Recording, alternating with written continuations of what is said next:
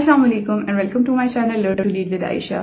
میں نے آپ کو اپنی ویڈیو میں یہ تو بتایا تھا کہ آپ نے نیوز پیپر سے نوٹس کس طرح سے بنانے ہیں. اگر آپ نے وہ ویڈیو نہیں دیکھی تو اس کا لنک کامنٹ سیکشن میں موجود ہے, آپ دیکھ لیجئے گا. لیکن ایک بہت امپورٹنٹ چیز جو میرے مائنڈ میں آئی and I thought I should share with you, وہ یہ کہ آپ نیوز پیپر میں اگر کوئی آرٹیکل پڑھیں اور وہ آپ کو نہیں سمجھ میں آتا تو پھر کیا کرنا ہے.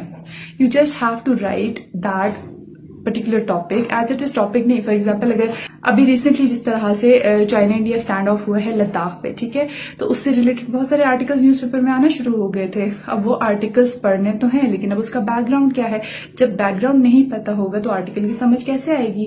ایسا ہی ہے نا. تو کرنا یہ ہے, آپ نے جسٹ یہ لکھنا ہے کہ China India conflict for example of 1962, کیونکہ 1962 کو بہت زیادہ ریفر کیا جا رہا ہے آرٹیکلز میں.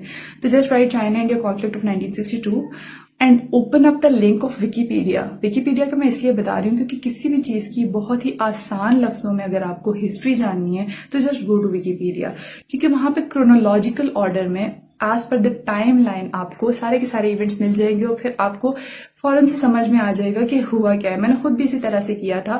مجھے نہیں پتا تھا کہ پاسٹ میں کیا ہوا, ایران میں کیا چل رہا تھا. آئی جسٹ گوگلڈ اٹ, اور پھر مجھے ایران کی ریولیوشن بھی اور ایران کا پہلے سے تعلقات یو ایس کے ساتھ پہلے اچھے تھے, اس کے بعد خراب کیوں ہوئے 1979 کی ریولیوشن کے بعد, مجھے یہ سب کچھ وکیپیڈیا سے پتا چلا. تو all you have to do it just google it. اور اگر آپ فار ایگزامپل یہی گوگل کرتے ہیں 1962 کا کانفلکٹ انڈیا اور پاکستان کا, تو اس میں پھر بہت ساری چیزیں اس سے پہلے کی, اس میں دلائی لاما کے ذکر آ جائے گا, بہت ساری باتیں آئیں گی جو کہ پھر آپ کے مائنڈ میں ہوں گی. اور اس کے بعد جب آپ نے آرٹیکلز, اس کے بعد کے سبسیکوینٹ جتنے بھی آرٹیکلز آئیں گے نا, وہ جیسے جیسے آپ پڑھتے جائیں گے آپ کے مائنڈ میں وہ بیک گراؤنڈ ہوگا. اچھا یہ اس وجہ سے ہو رہا ہے, اس کا بیک گراؤنڈ میں نے پڑھا تھا, تو پھر فوراً سے آرٹیکل کی سمجھ آ جاتی ہے. شروع میں یہ کرنے میں maybe if you are a very very beginner تو آپ کو 2 گھنٹے بھی اس کام کے لگنے دیں, کیونکہ اس کے بعد جو نیکسٹ آرٹیکل آئے گا نا وہ آپ نے 15 سے 20 منٹ میں نہ صرف پڑھ لینا ہے, اس کے بعد آپ نے اس کے پوائنٹس بھی نوٹ کر لینے اپنے پاس.